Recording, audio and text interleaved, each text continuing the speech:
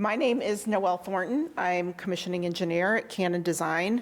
My colleague Brett Farbstein was supposed to be here, but he fell ill, so he's unable to attend. So it is me, but Brett is our commissioning services leader, and he is also one of the firm Resiliency champions.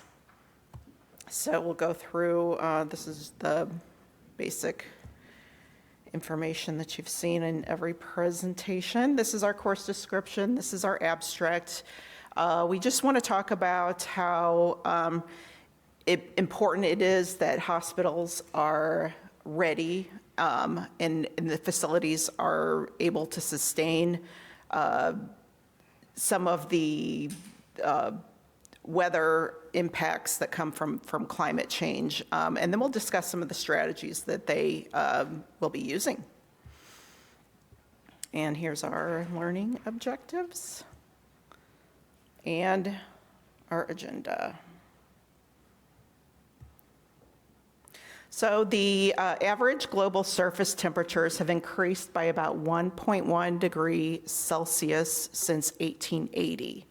Since 1981, that rate of warming has doubled what it was in previous years. The 10 warmest years in recorded history have all occurred since 2010. The average surface temperatures are the air temperatures taken at the surface and of the land and the sea, and they're collected at various places across the world every day, and they're combined to give us the global average. This tracking goes back to 1880. That's about when they had enough global measurements to where they could get a good global surface temperature average. So that's where all of our data comes from. Everything else is just estimates based on, science stuff. So one thing to know, like locally, our temperatures do fluctuate significantly. So it can be really cold in one part of the world and really hot in another. The global average temperature helps track those changes in the Earth's energy budget, when that's basically the amount of sunlight that the Earth is absorbing minus what it's radiating back into space. And a 1 degree Celsius global change is significant because it takes a vast amount of heat to warm the oceans, the atmosphere, and the land mass by that much. The IPCC, which is the Intergovernmental Panel on Climate Change, has urged the world to limit the increase to 2 degrees Celsius. That's the upper limit to prevent any kind of catastrophic events happening worse than what we're getting. But they're targeting 1.5 degrees Celsius is what they would prefer, but 2 degrees is the absolute worst that we can get to. So this chart here, this table shows you over the various years the number of billion-dollar weather events that we've had in different decades. So since 1980, the number of extreme weather events has been increasing every year. So say in the 1980s, you can see there were 3.1 events per year. 1990, it was 5.5. The 2000s was up to 6.7. 2010s, 12.8. And then if you look at just the last 5 years, we had 17.8 billion-dollar events per year. The last 3 years, there were 20. So if we keep increasing like this, it's going to get, worse. So we're trying to put a stop to that. So this chart shows some of the specific events that happen in a specific year. We're looking particularly at 2022 here. And there were $18 billion events in this particular year. So, go back here. So as the temperatures continue to rise, we can expect to see more events like this happening across the world, but we're looking just at the United States in this map. But not only are the events getting bigger and more catastrophic, but the property values are increasing, so it's not going to take as much to get to $1 billion event. So we can expect to see probably a lot more unless we do something to turn that around. So I'll talk about some of the events that have happened just in the last 5 years and the impacts that they've had. So in 2019, there was extensive flooding throughout the Midwest. So in March, heavy rains fell on some of the northern states where there had been snow. The Missouri and the Mississippi rivers flooded, levees broke, and flooded lots of farmland in many communities. So as more rain fell throughout the Midwest, the rivers continued to flood. 11 states sought federal disaster funds. So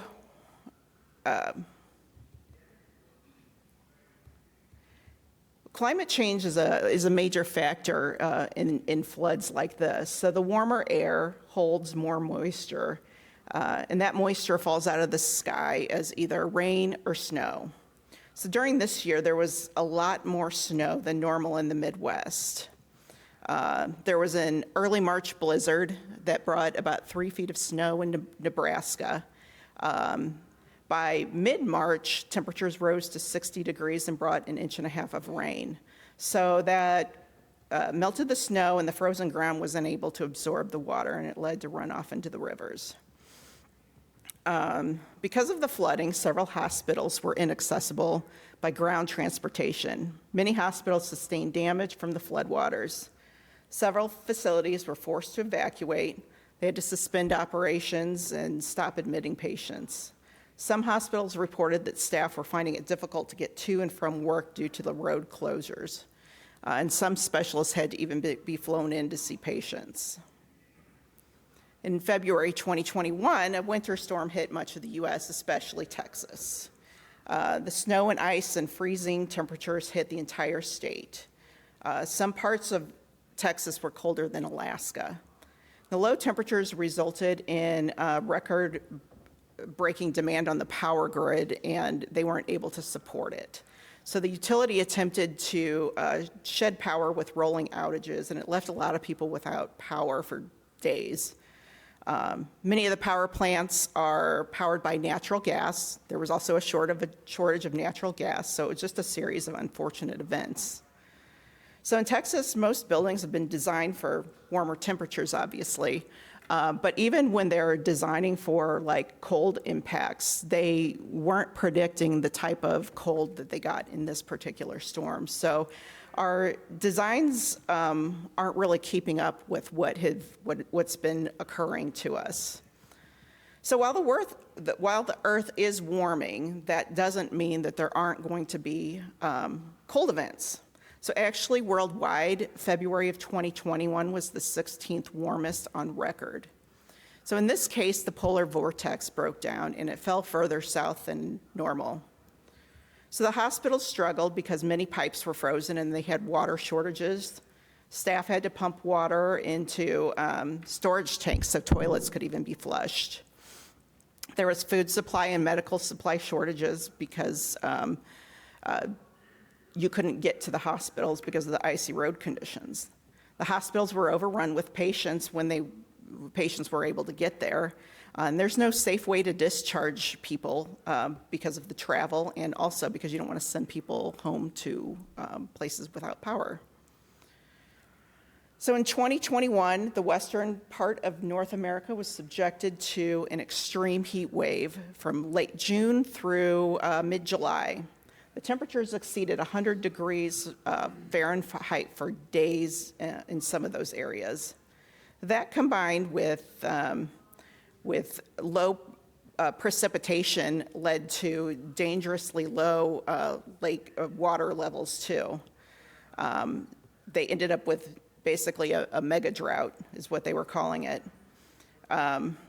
Because of the dry conditions, wildfires started springing up. So the utilities started turning off power in some areas to prevent additional fires from the electrical infrastructure. So it was another perfect storm. So the high temperatures and heat waves have become worse due to climate change. Heat waves have occurred more often and lasted longer since the 1960s. These extreme temperatures are expected to increase even more than average across the U.S. And this could become more common by the end of the century. So this same area now is being deluged with rain, just to put it into perspective. So they went from the super drought a couple of years ago to now they're dealing with flooding. So all of these floods are going to, and the rain is going to cause new growth, and that's going to be timber for the next wildfire when they have another drought. So it's kind of a circular pattern.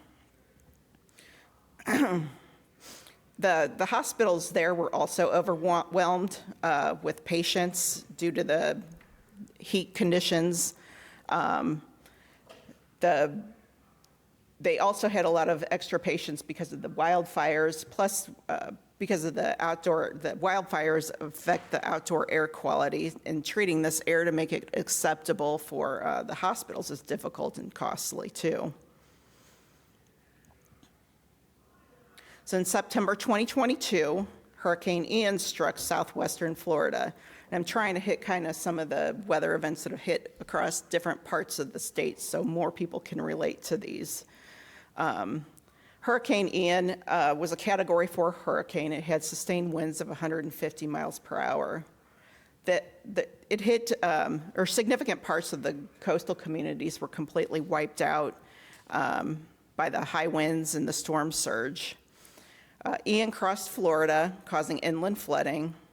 The impact is the first hurricane to exceed $100 billion in Florida. So the warmer temperatures are causing the water to be warmer. There's more heat energy available and the higher potential for hurricanes to develop. So these factors contribute to the intensity of the storms.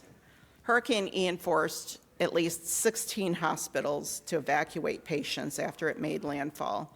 Some moved before the storm, while others ordered full or partial evacuations after the hurricane damaged their buildings or knocked out power and running water. So the broken bridges, flooded roads, and lack of clean water added to their challenge. The last one I'll talk about is from just this past December in 2022. Buffalo, New York, was hit by a massive snowstorm. Now, they're used to lake effect snowfall, but this exceeded typical storms.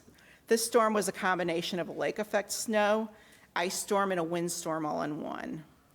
It's not typical for those to occur all in one event. The storm lasted for 4 days and dropped about 52 inches of snow across the region. They said between Friday and Saturday, if you put your hand in front of your face, you couldn't even see your hand. It was hurricane force winds and 4 feet of blinding lake effect snow, and it caused whiteout conditions, which paralyzed the emergency response efforts. So many people were trapped in their homes, some without power. Because of the increasing global temperatures, the atmosphere holds more water vapor in some locations, increasing the potential for extreme rain and snow events. And we had talked about that with a previous event, but it hit differently here. The warmer temperatures mean that it also takes longer for the Great Lakes to freeze over in the winter, and the open water provides more fuel for the snow.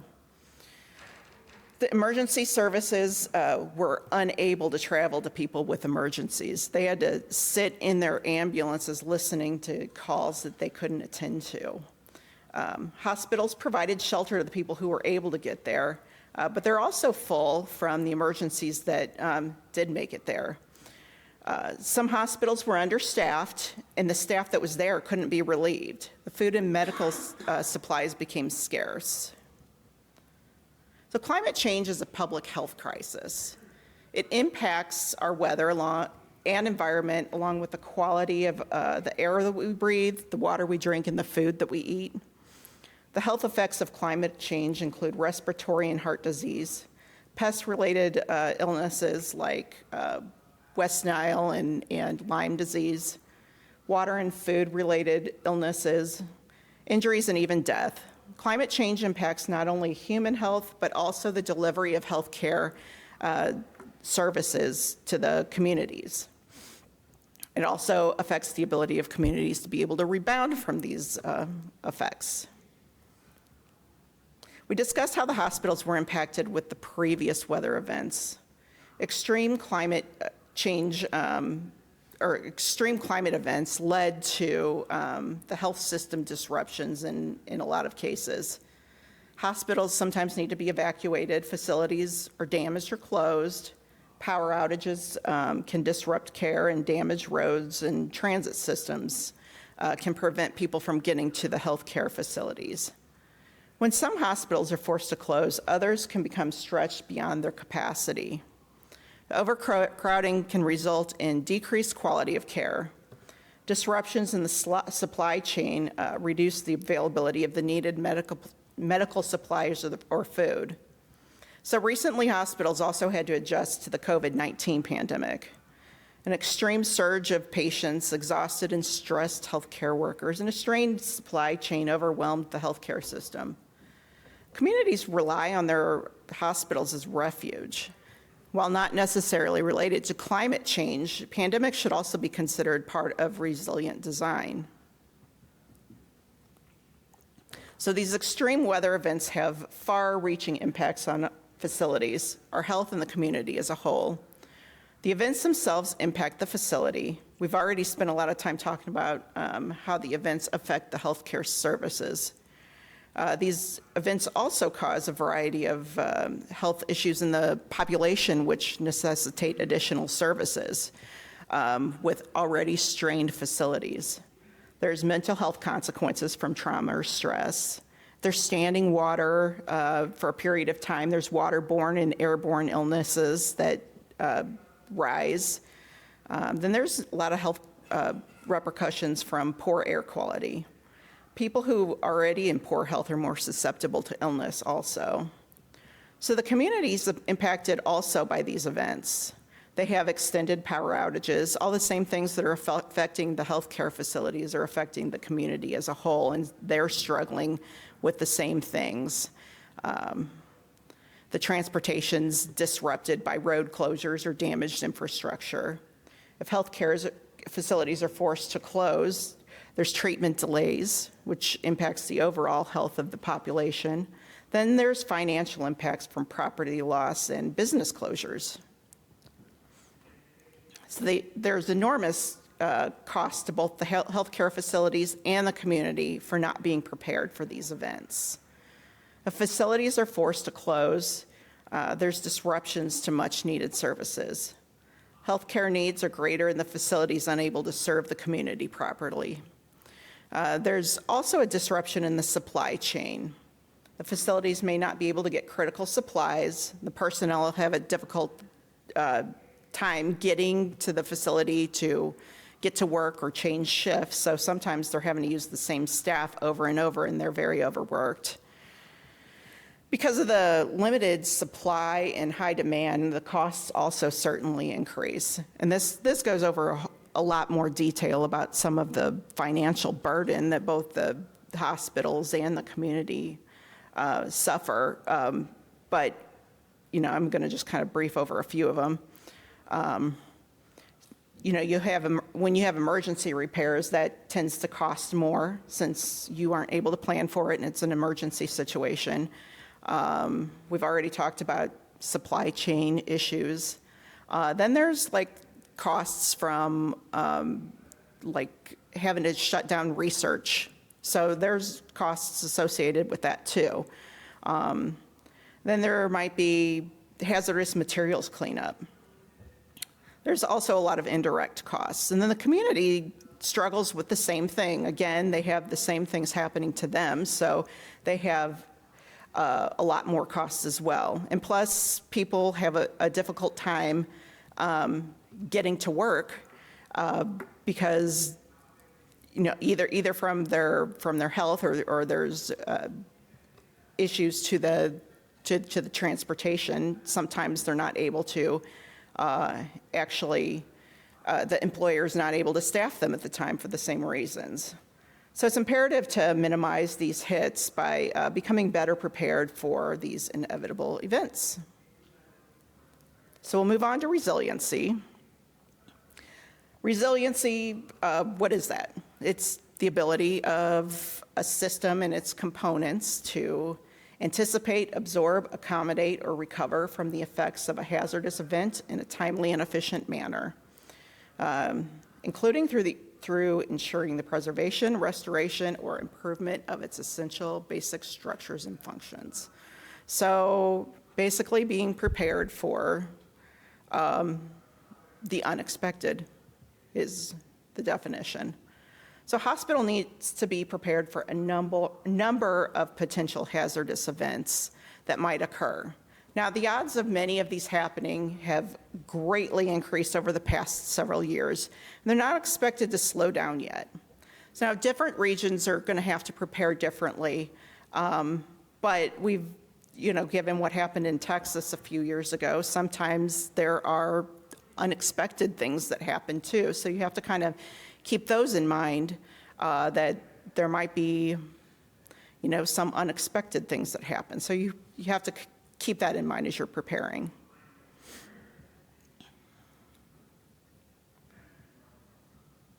So for decades, the Facility Guidelines Institute, which is the FGI, has reviewed, discussed, and considered weather-related and man-made events when developing the guidelines for design and construction documents.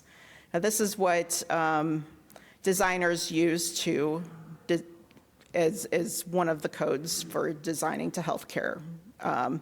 With each successive edition of the guidelines, there's been incremental changes addressing systems and building resiliency. The impact of COVID-19 pandemic on health and residential facilities and their occupants, coupled with the hazards from more frequent and challenging weather-related emergencies, made it plain that more guidance was needed. So in March 2020, the FGI Board of Directors instructed the FGI staff to begin developing some tools to assist facilities during these emergency events, which are caused by weather, pandemics, wildfires, and other emergency situations. So one of these tools was a white paper, which was released in March 2021. It's an advisory document and provides guidance and provides design and operational guidance. It's free. You can download it off of the FGI website. The latest release of the FGI guidelines refers to this white paper also in developing a resilient facility. As part of the FGI Emergency Conditions Initiative, a disaster emergency and vulnerability assessment, which we're going to call DEVA from here on out, is proposed as a component of the safety risk assessment, which is the SRA. The FGI guidelines requires the SRA as a planning tool for new construction and renovation projects. The hazard and vulnerability assessment, which is also part of the SRA, has previously been part of that, and that hasn't changed. The DEVA is just meant to be considered alongside the HVA, and so we'll talk a little more about those. The SRA process is used to proactively identify hazards and risks and mitigate underlying conditions of the built environment that may contribute to adverse safety events. These events include infections, falls, medication errors, stuff like that. There's a list of the things that they're looking for. But in 2018, the DEVA was added to the SRA to include the assessment of the hazards and risks from natural and man-made emergency conditions. So we're going to be focusing on that part of the SRA. To talk just a little bit about the HVA, and then we'll brush past it. the HVA is a systematic approach to identifying hazards or risks that are most likely to have an impact on a healthcare facility and the surrounding community. So this is the process by which a provider or supplier will assess and identify potential gaps in the emergency plans. Potential loss scenarios should be identified during the risk assessment. So as we're discussing those hazards, there's several tools that can be used to help identify hazards in each region. So there's a lot of websites dedicated to this, and most are free to use.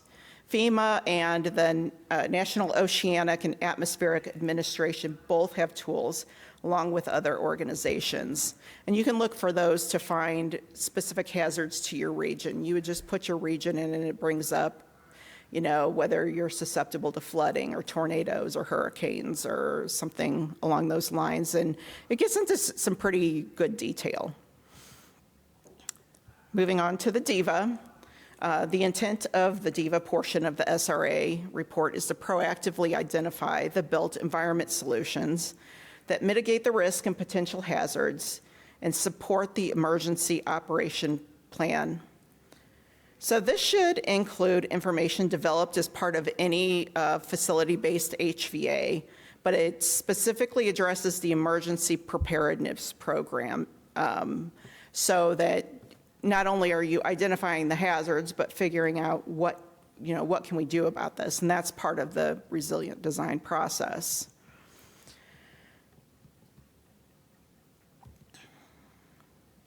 So a range of hazards and vulnerabilities should be considered when you're performing this. This shows you should include like the anticipated hazards and the unanticipated hazards. That would be like, you know, if you're in a coastal region, yeah, you're expecting hurricanes. Unanticipated hazards, you're in Texas, you're not expecting it to be -20. Patient population, facility type, what kind of community assets do you have? So it's good to have all of that stuff included in there. The design features that provide resilience, hardening, flexibility, and adaptability during a disaster or emergency event should also be identified.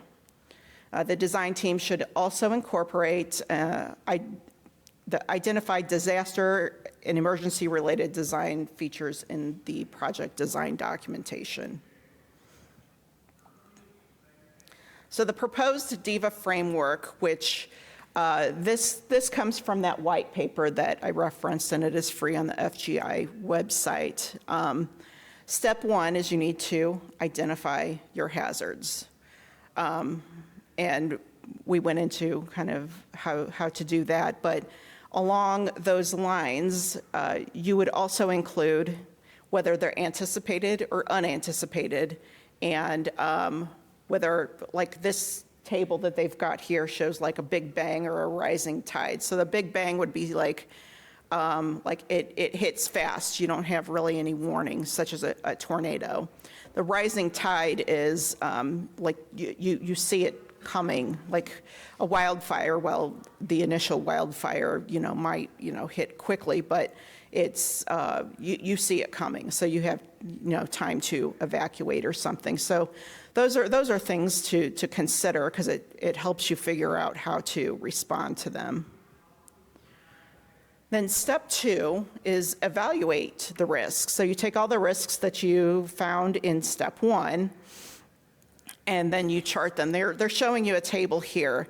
You should identify the likelihood that it would happen, from rare to almost certain, to the consequence or severity of harm. So if it's not going to have that much of a negative effect, then it would be on the bottom side of that. To catastrophic, it goes higher.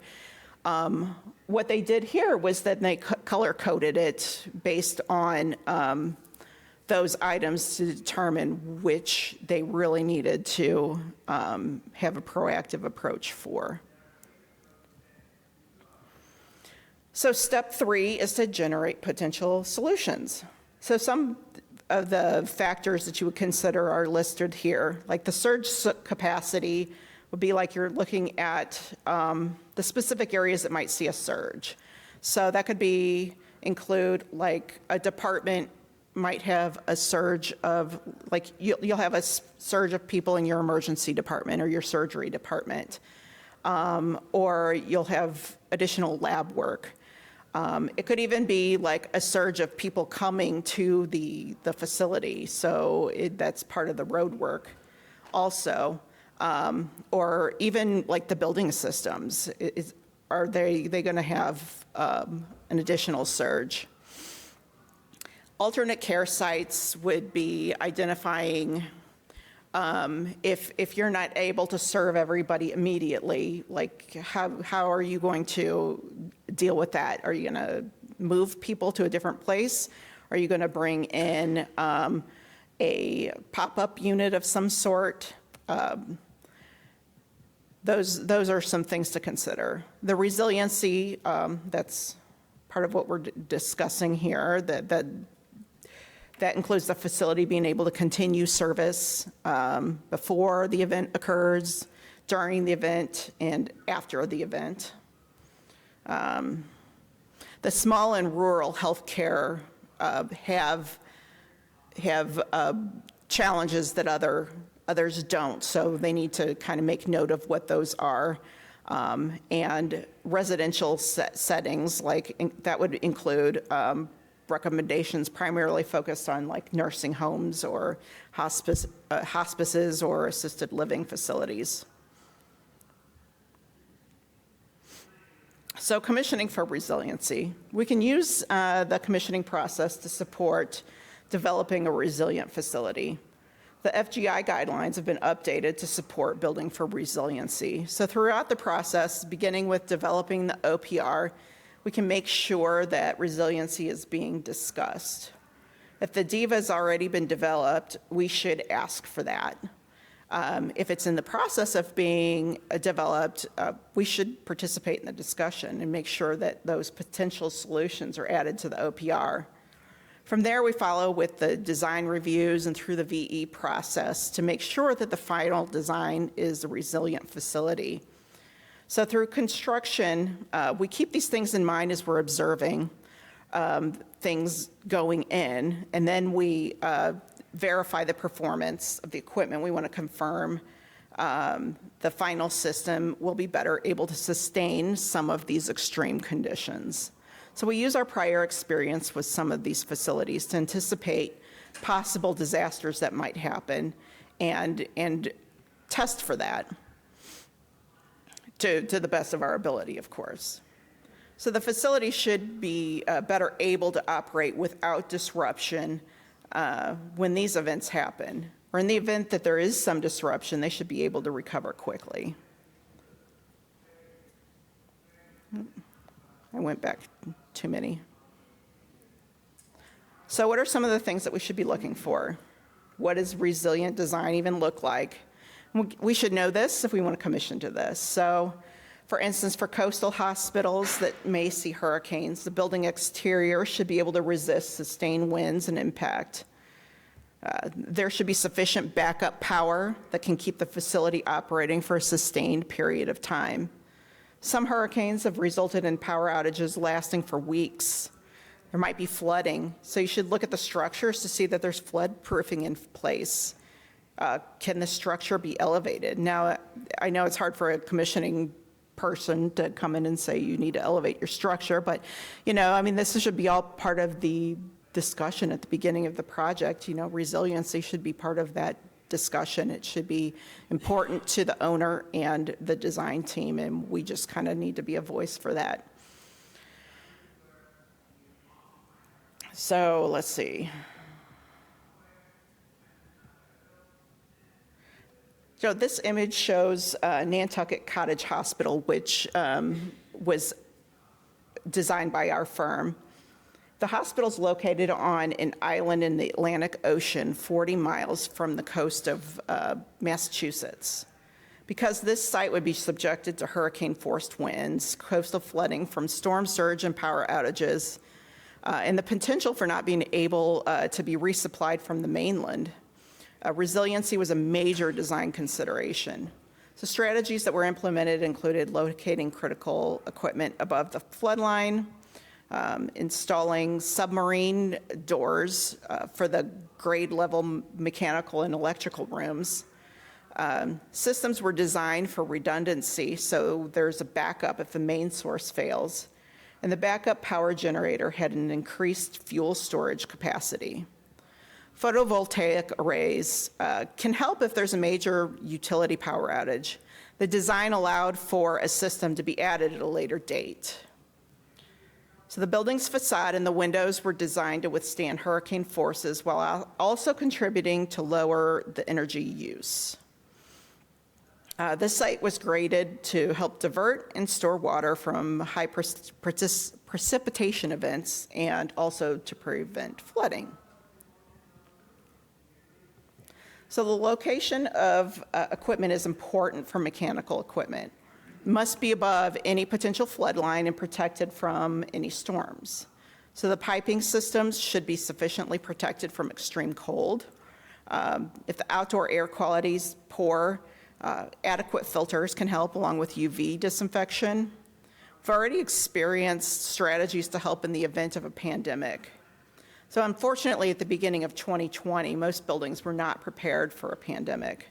So now we've been given ASHRAE's Epidemic Task Force recommendations and CDC recommendations. Air handlers don't need to operate in this capacity all the time, but it's good to have these recommendations and make sure that the units are able to do that so that you can switch it when you do end up in an emergency mode. Because we do want to still, operate with energy efficiency, and a lot of these CDC and ASHRAE recommendations weren't always efficient. They just improved your indoor air quality. So being able to get to that is important, but you don't have to operate like that all the time. So electrical equipment is also important to be for their equipment location. So the switchgear and the generator equipment should definitely be above flood levels. Any electrical equipment should be. Backup power generator should be adequately tested for loss of power. Most systems should be on the emergency backup in a hospital. The generator should be sized to last for a sufficient amount of time also. So where's the fuel stored? We should make sure that there's enough fuel to last for a sufficient amount of time in case transportation is limited. Photovoltaic systems can help make the facility much more self-sufficient. So as mechanical systems move to electrification, we're going to be relying on the electrical systems even more. The need for them to have effective backup and renewable power is even greater. Renewable power is basically the end goal for this, and that's, we're moving to electrification so that we can get to renewable power, and then things will be much more efficient. So to be resilient, a building's envelope must perform as intended during the extreme weather events. Understanding the performance requirements and test methods is important for a commissioning provider. So ASTM, ASTM E2813 is the standard practice for building enclosure commissioning, and includes many ASTM and AAMA test methods that are applied to components and assemblies.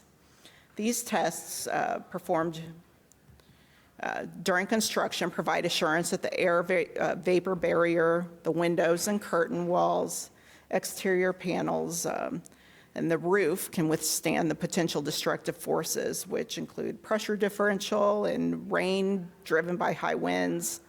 A flood barrier system testing can also be included in the commissioning process. So passive habitability refers to a building's ability to remain safe and occupiable without any power or mechanical systems. Basically, the building envelope is the only protection from the elements to maintain the indoor environment. During most of the climate change related disturbances mentioned earlier, a facility will lose power, and during severe events, the utility infrastructure may be disrupted for a bit of time. There might be obstacles to refill fuel deliveries, that there's transportation issues trying to get there. So these images here, that's a simulation of the Nantucket Cottage Hospital, which shows how different rooms changed temperatures over the course of a day. So understanding how the building will perform gives the building managers some guidance on how long they have until patients need to be moved to a better location in the hospital or evacuated. So the need for a high-performing envelope makes conducting these tests during the commissioning process even more critical. Facilities that need to remain operational during these disturbances need to consider a lot of other factors during the design phase. So in the event of an emergency, where's the staff going to sleep? Where are they going to stay? Because they're probably going to be there for a few days. Are there backup systems for communication? Is the facility server still accessible? What are the options for receiving patients or evacuating or resupplying the things that you need? Is there space for storing materials for an extended period of time? There's a lot of things that need to really be considered during that process too. So modern healthcare projects will have goals for high performance, wellness, and resiliency. While some may be in conflict, such as the right sizing HVAC systems, while also providing capacity for future extreme temperatures, many have convergent, like installing off-grid renewable power. As commissioning providers, we need to understand how our process will assist the owners and designers to incorporate these goals and detail specific performance requirements, and then verify the systems operate as they're expected. So even under extreme conditions. And that concludes my presentation. I'd be happy to take any questions. Yes? Are wind turbines an option? Oh, yeah, absolutely. If that, if you can. Get blown away by the hurricane. That is definitely feasible. That's possible, yeah. I'm not sure if they've done any studies on wind turbines for hurricanes, but, sometimes I wonder if, they can use kind of the power of the hurricane and find a way to use that. I'm sure they can trim it, but it's under Right. 50-mile-an-hour winds. Yeah, but I know wind turbines are used effectively in a lot of coastal areas. But I haven't actually looked into anything on what has been the effect of a hurricane on that. So good question. Yes? Are there any states or utility entities that give facilities rebates for being DEVA ready? I'm not sure if they give any rebates for DEVA ready, but that would be a good thing to propose to the utilities. I mean, they've got a number of rebates for all kinds of other things, and you can probably take things, that you're doing for the DEVA and get rebates, on these other things, but that would be definitely, I think DEVA is still kind of an up-and-coming term. It's actually been around a lot longer than the FGI adopted it, but now that the FGI has adopted it, hopefully it becomes a much more standard term. That would be a good thing to bring up with the utilities. Yes, sir. So you showed,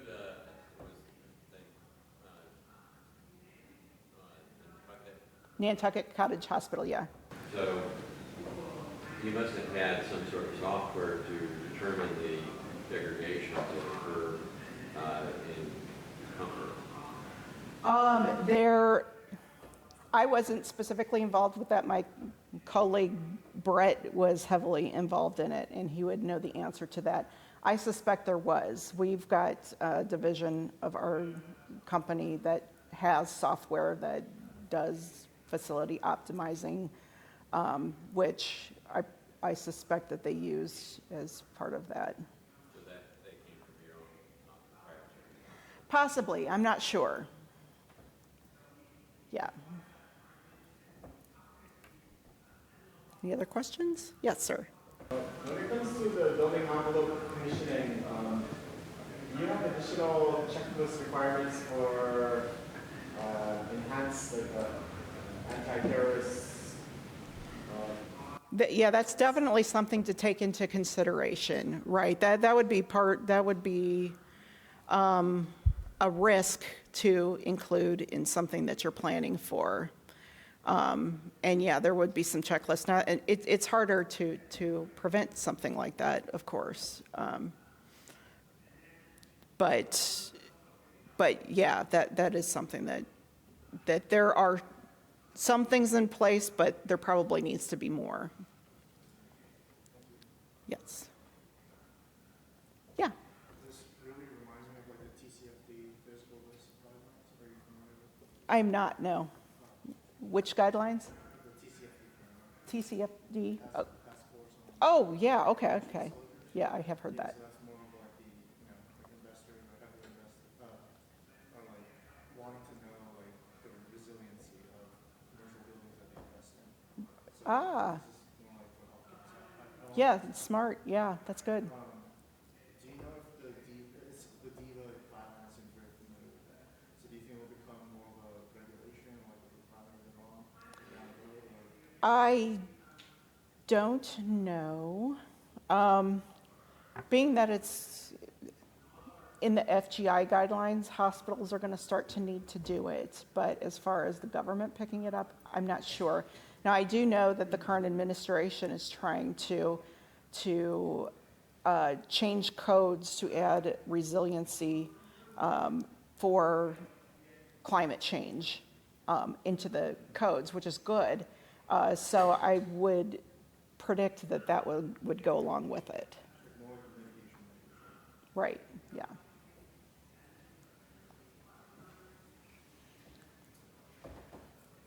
Yes, sir.